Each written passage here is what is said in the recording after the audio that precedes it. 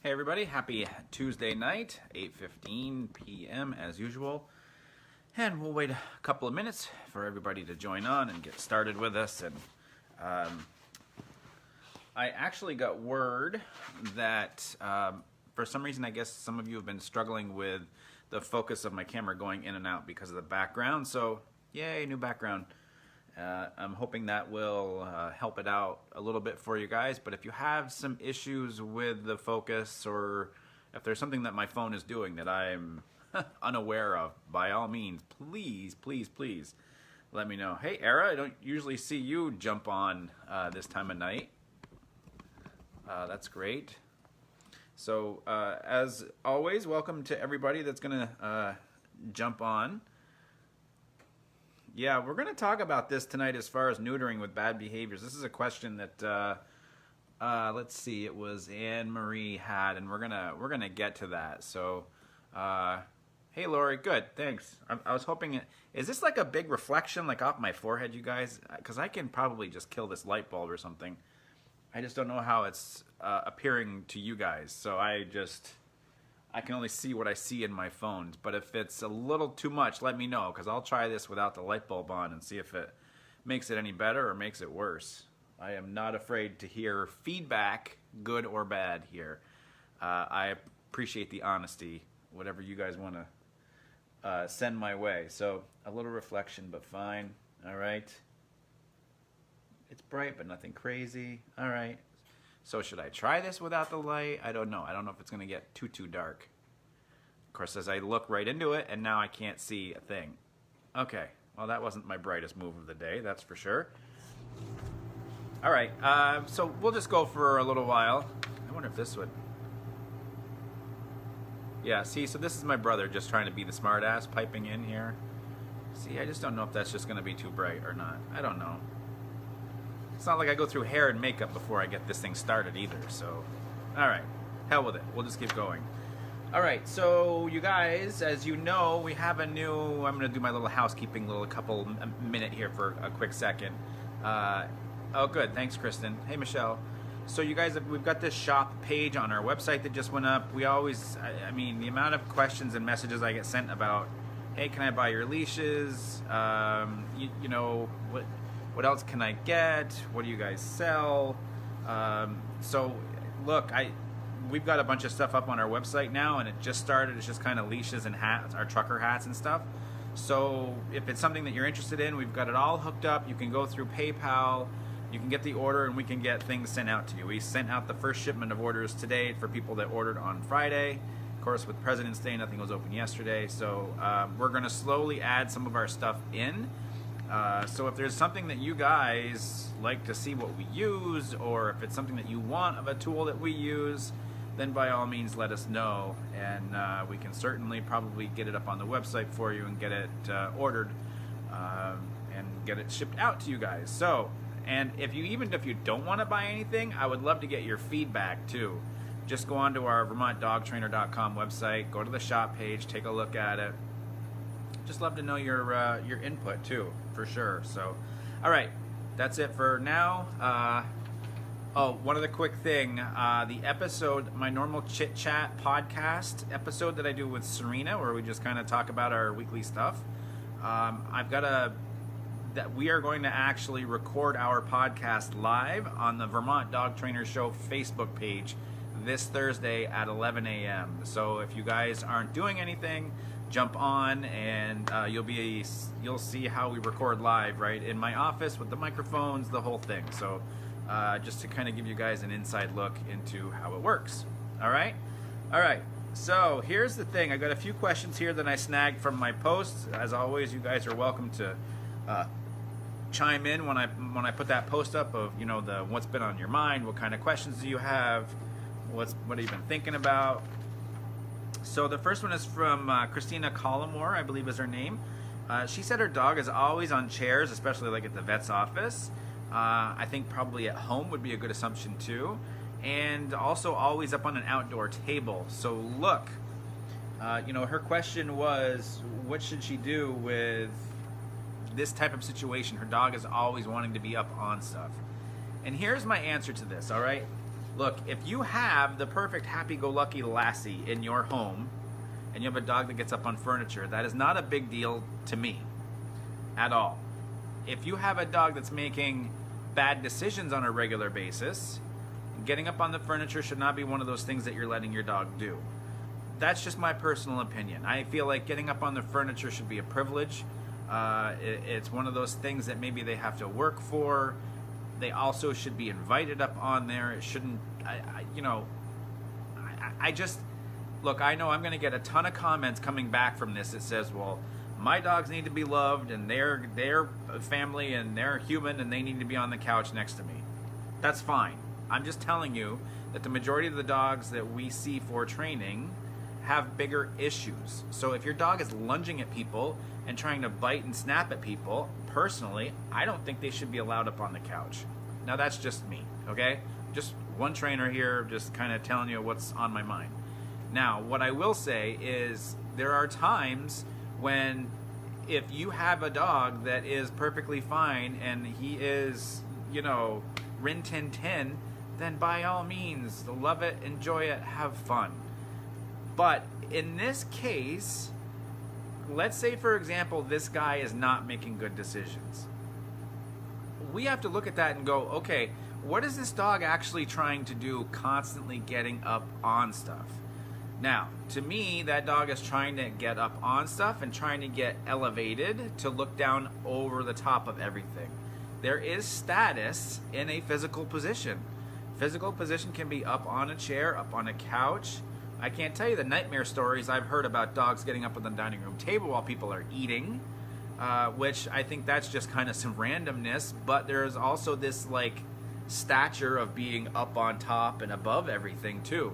And I think we have to be super duper careful with looking at how our dogs are doing it, what they are displaying, how and when they're doing it, for how long are they doing it, are they earning it, are they not earning it.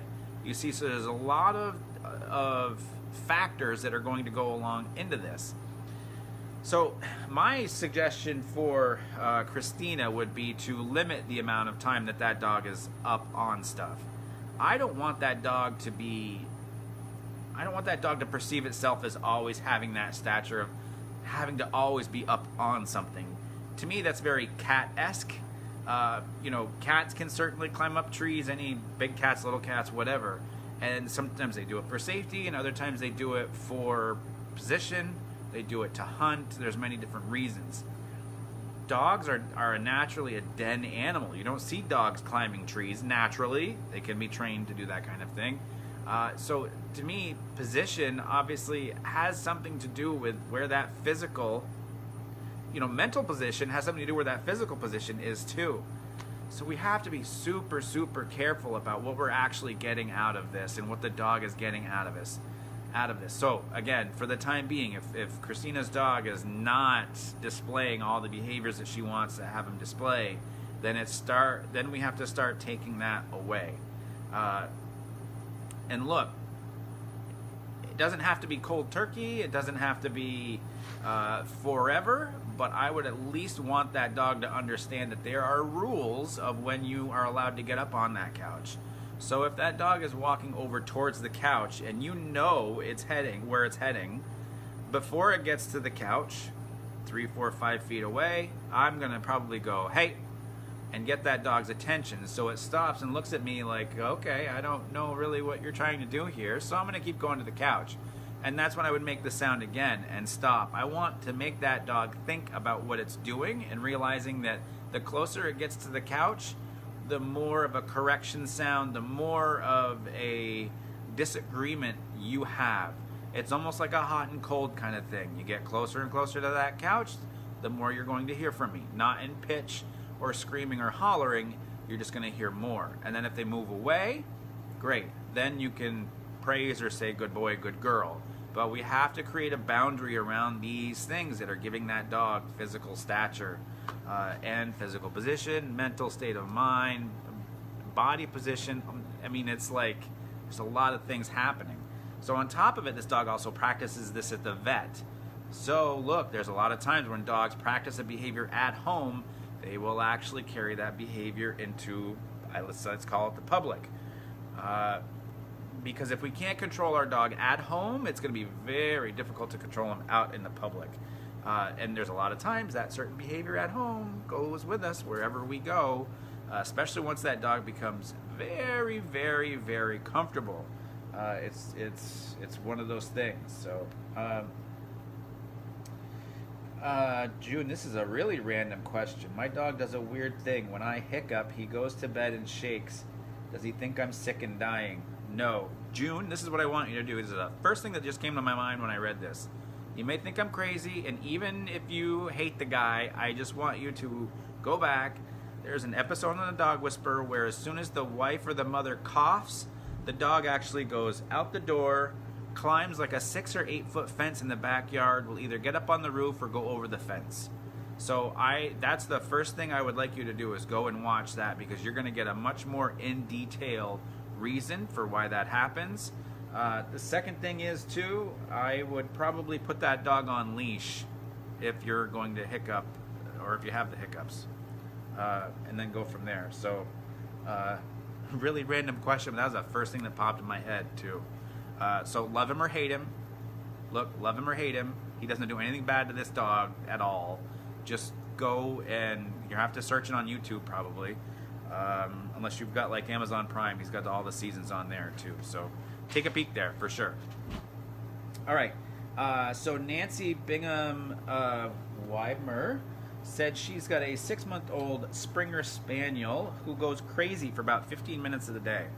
Well, as an owner of a puppy, this is not as uncommon as people think, especially when we're dealing with 6 months old. Man, they've got to have an outlet for their energy.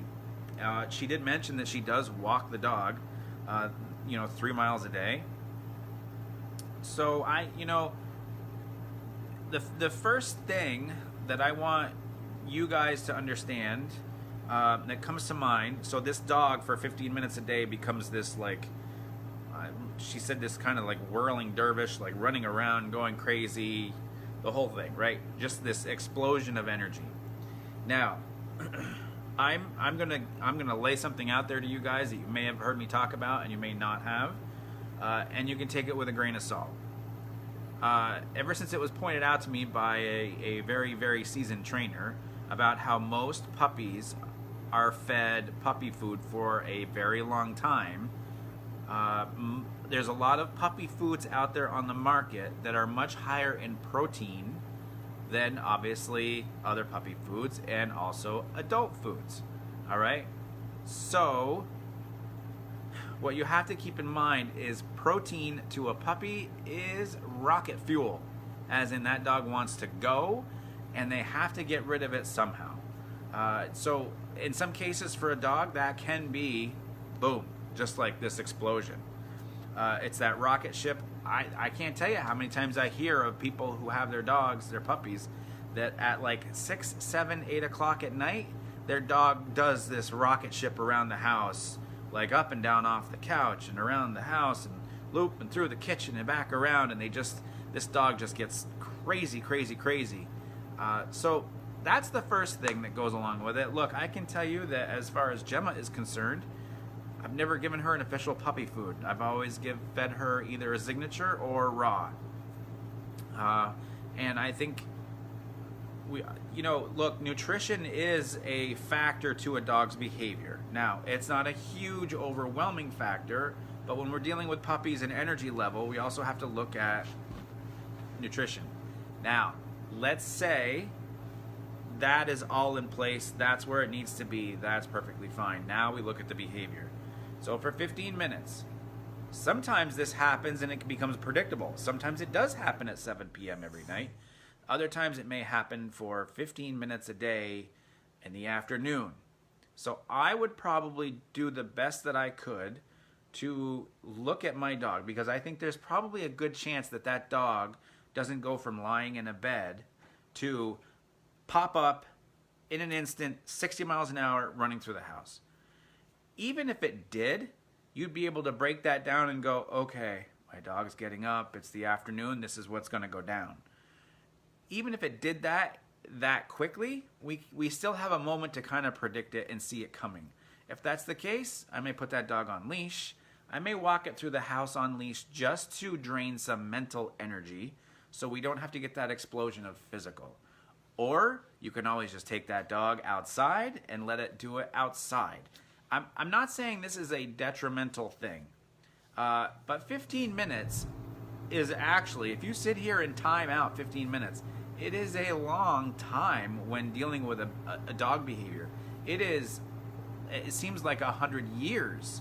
So I think from there, we have to make sure that we're also providing what we can to the dog, which I think from what the vibe I kind of got was that she is. I mean, a good 3 mile a day walk, if we do that almost daily, I think is look, there's a lot of people doing a lot less, let's just say that. So it's a good start. Or you may look at going 3.5 miles every day to kind of help take care of that energy level too. So we have to look at different factors is pretty much what I'm saying. I don't think we can look at that and go, this is it, this is the problem, do X, Y, and Z, and it's all taken care of.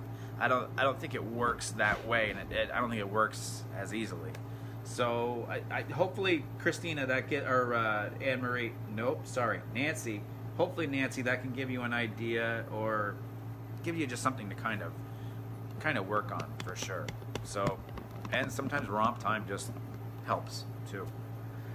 All right, so the big elephant in the room here is going to be this question of, does neutering really help behaviors? And look, again, just like I said with food and with feeding, with the puppy, that's a small factor of the overall behavior of the dog.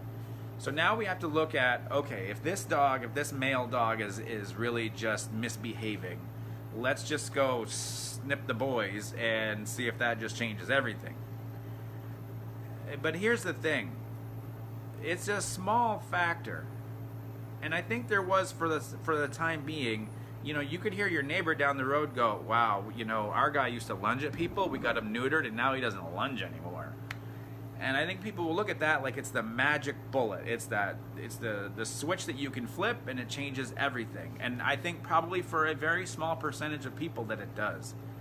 But I think that we also have to address the root of the problem. Hormones, obviously, and testosterone are a part of the problem, but I don't think it's going to be the whole problem. I think the testosterone and hormones can exaggerate the issue. I think they can also, it can be fuel on the fire for the issue, but it's not getting to the root of the problem at all.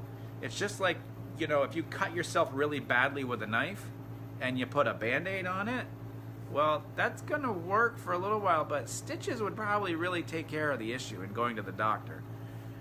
So we don't want to look at neutering as the solution.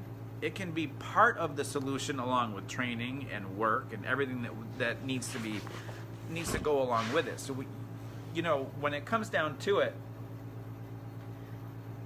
it has to be a combination of things. It's the same thing, you guys, if we're looking at a dog that's misbehaving at home. Let's say it's lunging at guests coming in or jumping at guests coming in. You can neuter that dog, but it's not going to take away that dog's need of excitement and wanting to jump, and it may take away a little bit. But what if you got something left? You're going to look at it like, wow, I just neutered my dog. I was hoping to get rid of this problem, and it's still here. So we have to fix that to me, I would rather fix that problem, get to the root of it, get to the core of it, and then get the dog neutered if you feel like that's the need. So, look, this is a subject that I think trainers talk about all the time. Neutering isn't the issue. Training is the issue. I was dealing with a client a few weeks ago who had a dog with some issues, lunging at people that were coming over, having major problems. Spent all sorts of money on invisible fencing. Spent all sorts of money on getting kennels up for while they're gone. Spent money on crates because the dog was also ripping apart bedding in the crates, destroying crates. Now you think about the money that person spent on all those different things, it would have been probably cheaper to get a trainer. And I mentioned that to him because it's like we look at it from like, okay, let's put the Band-Aid on the cut. All right, well, it's looking a little red. Let's go out and buy some iodine and clean it up, right? And we clean it up. Okay, but it's still not really closing up, and it still doesn't look like the way it should. Let's go out and get some Neosporin or something and put that on it too. You see what I mean? So instead of getting to the root of the problem, go to the friggin' hospital, get a couple stitches, and you're good to go, right? We have to, don't just take care of the symptoms of what's going on. And I think a lot of people will look at it and go, like that dog that was, the owner spent all sorts of money on everything else but training. I think people will look at it and go, God, I just fenced in. I just put an invisible fence in to like 4 acres outside. This guy's got all the room to run in the world. Why is he still launching at people? Well, because running around that yard has nothing to do with people. It's totally separate from people. So we have to make sure that we are getting to the root of the problem. Here's the thing, when we try to diagnose an issue with a dog, if he's lunging at people, we're not going to look at it like exercise is going to make it better. That's just a part of it. And I think that's where Dog Whisperer episodes and Caesar, I think that's where some people get lost is, well, you mean all I need to do is go rollerblading with my dog and the behavior goes away? No, that drains some energy so that there's less energy to work against when dealing with the dog with those bad behaviors. So look, tonight, this is kind of the theme of tonight. There's little factors to everything that add up into the big picture. Whether it's neutering, whether it's training, whether it's nutrition, whatever you're providing for your dog, all these things start to add up into the big picture of being able to change the behaviors that you don't want anymore. And I think that's important to understand from a big picture standpoint, because we will look at a dog that lunges at people, or let's say even that jumps at people coming in the front door. We're going to look at it as, ooh, geez. Oh, he's so excited to see you. This is fine, right? And then grandma comes in with a bad hip and Fluffy jumps and then knocks her over. She breaks her hip. She's gone to the hospital. Ooh, that's bad. That was not good. But he was so happy. I don't understand. Well, grandma just wasn't, she's just not stable enough to handle it. So it'll be all right. He didn't mean anything by it. You see what happens, how this just slowly starts building and building? So instead of looking at it like, well, maybe he's just way too excited, so if we settle him down, that takes care of the problem here. So again, the neutering is not the core root of the problem of why your dog is lunging at people or whatever behavior that dog is showing. It's just a small factor. Small factor. Fran, so your question, how do you stop them from greeting incoming people like that? First of all, it needs to be explained to the people to ignore your dog. If they are not there to help you, if your company is not there to help you out with your dog, you call them ahead of time and say, look, come on over, help me with Fluffy here at the front door. But I need you to understand that I need you to follow my directions. Because if you don't follow my directions, you're actually hindering me and you're making it harder for me to work with my dog. Give it that blanket statement. Now, when they come over, you need them to follow those directions, and then I would do some leash work with the dog. I would not let that dog near that person until they settle down. I'm working on doing a video for this, Fran, because there's a ton of people that have this same issue, and I think it's important for people to understand how to handle this situation. It's a I don't want to say it's running rampant, but it is.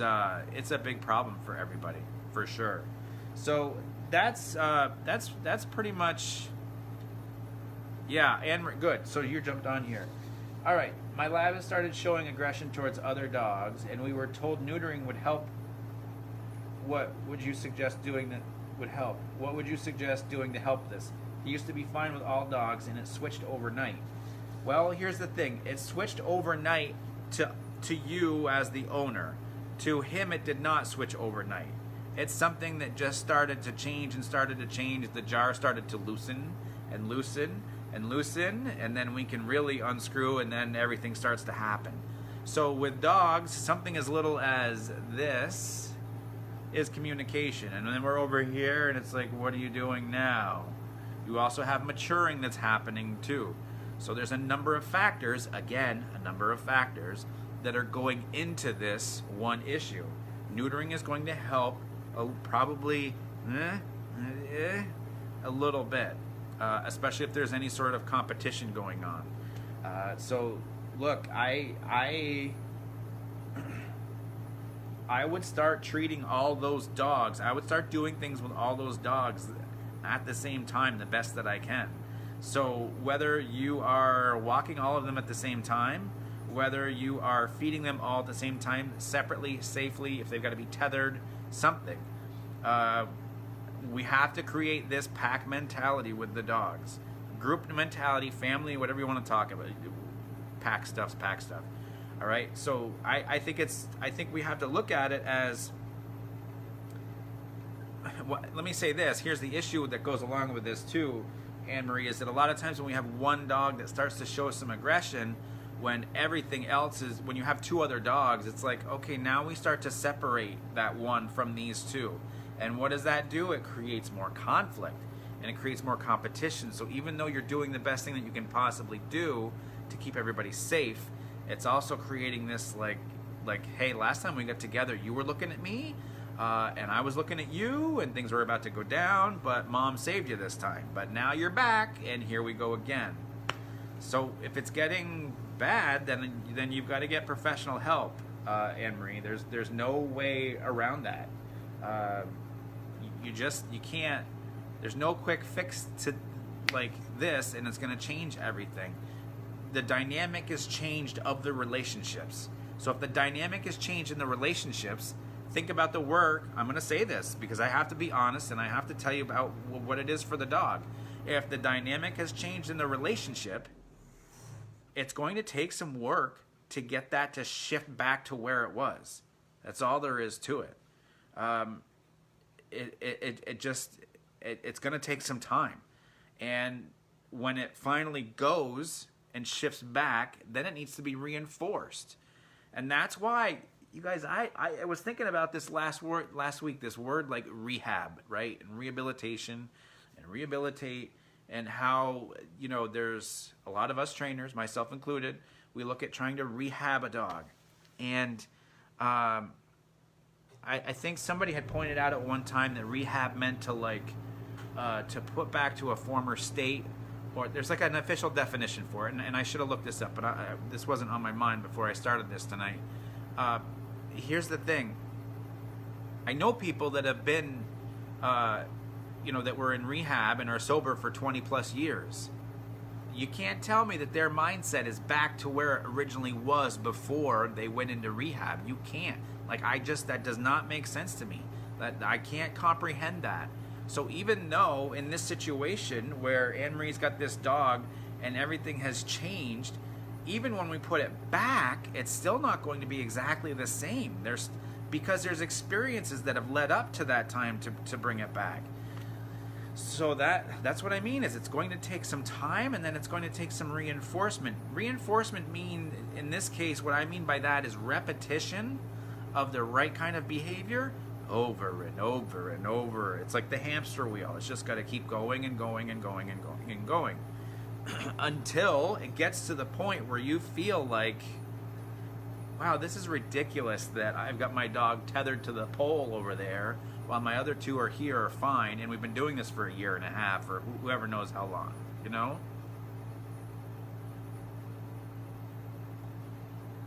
So I think at the end of the day, okay, so Emery, what you're saying makes so much sense. We've been keeping them separated to make sure they won't fight. And you can see the tension when they do get together. Yeah, it happens. It happens. So what I would do, depending on what your family setup is who lives with you and that kind of thing, somebody's got to walk this dog that's having the issues, and somebody's got to walk another dog. Maybe you can't walk all 2 or 3, I don't know how many you have, 3 dogs, 4, 5, 12. Maybe you can't walk all of them at the same time, but you can do one and then another. Walking is going to be the start of helping you recover from that situation. They need to go and move and migrate together on a daily basis. If you can do this with all of your dogs at the same time, icing on the cake, but we have to do it to where we can create a new bond where the relationship is, oh hey, we're working together. We're not looking at each other like, hey, what are you looking at? We are working together, and our focus has to be forward, and that happens over repetition, right? This is the reinforcement thing. We just got to walk them every day together, every day, every day, every day. When I was down here, I'm in my basement. You know, it wasn't even 1,000 square feet, and there was sometimes 10 to 15 dogs down here. I was walking all of them at the same time, and look, it took me a long time to work up to that. You know, 4, 6, 8, 10, 12, 14 dogs to create that mentality and that like group. We're doing all this the same. After the walk, we could come down here in the basement and I could feed everybody breakfast, and I wouldn't ever have to tether anybody to anything down here at all, because I'd created a different mentality for these dogs to be in this situation, and that it meant to be calm when there was food around. Look, when you have 14 dogs off leash with 14 bowls of food on the floor, yeah, you need to have things under control. And this is what I mean, is we want things, Anne-Marie, to be in control this whole time, especially when they're walking together, when they're feeding together. We want them to be separate, but still be present together, meaning there's no way they can get to each other. They can be tethered or whatever, but they have to be together. Everything that they do, they have to be together, and it has to be in control. If you cannot be present with them, obviously you got to go to work and you're going to do your thing.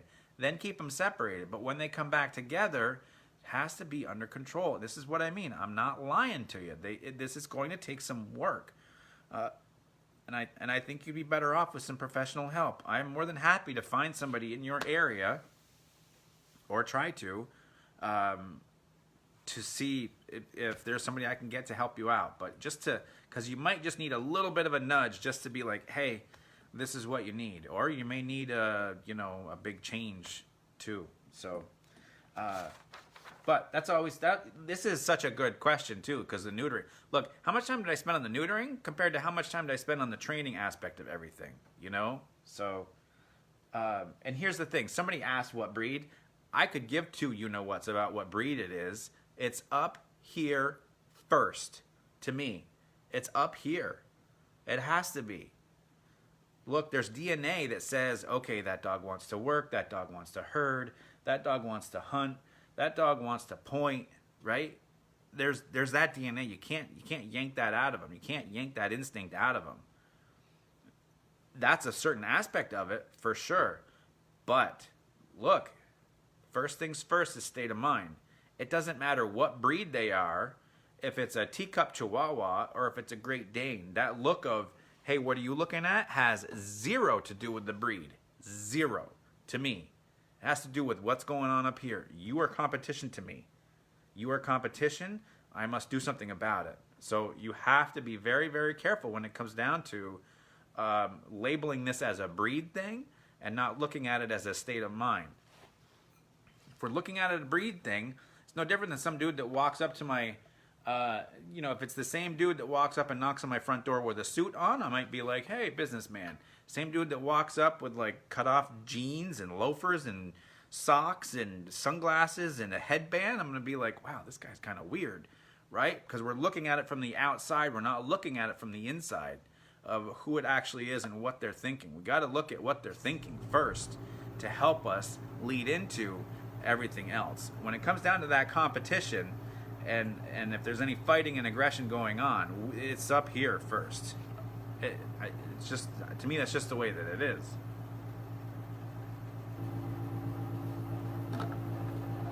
All right, I think there was just I might snag one more question here for you guys tonight. I got to go back to make sure.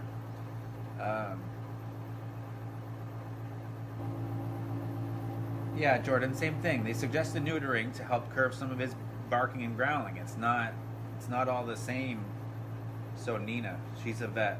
Good. She agrees. They get this often. Just that neutering is a part of it. Another one, Steve Galvin Sr. We neutered our dog and never changed anything. Same temperament, same behavior. Exactly. This is the thing, you guys. Look, these are people that are coming through with these experiences. And look, I'm sure it worked for somebody, and I prefaced the whole thing by saying it probably worked for somebody. But you know, it's just one of those situations that um, it may not. It may not change things at all for you. How do you bring a newborn baby into my home where my dog is? Oh, June. That's a long one for tonight, but don't be afraid to pipe in later on another Tuesday to do it. I'm more than happy to answer that one for you. Laura, instead of my dog barking just a bit to tell us he has to go out, he howls and it's so frightening. How do I stop him from this frantic howling? To me, you have to get ahead of that behavior. You have to look at it. There's a pattern involved here. I'm sure your dog either goes to the door, comes towards you. There's something that he does before that howling that will tell you that he's going to howl. And that's where we stop it. Don't let him get to that state of mind. Stop it ahead of time and then take him out or do whatever you want to do to take care of the situation. You have to get ahead of it. That's all there is to it. Jack Russell Beagle Border Mix. Yeah, see? I mean, again.